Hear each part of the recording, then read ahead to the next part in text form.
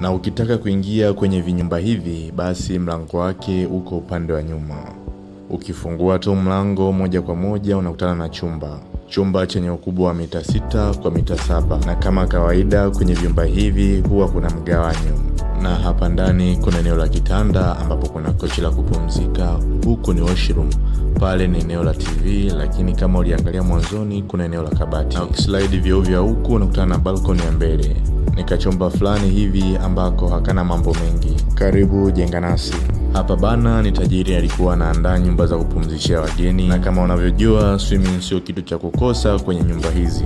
Na ukitoka kwenye swimming ndo tulikuwa tunaenda kwenye zile nyumba zetu, zile nyumba ndogo ambazo milango yake kuingilia iko upande wa nyuma, huku kwa upande wa mbele zikiacha mandhari ya kuitazama. Na kwa tajiri yetu mandhari yake ni shamba la kahawa na migomba mizuri. Ni nyumba za kawaida lakini zenye standard ya kisasa. Kwani wewe ungependa kuona nyumba ya vyumba vingapi? Dondoka kwenye comment hapo nasi tutafanya hivyo.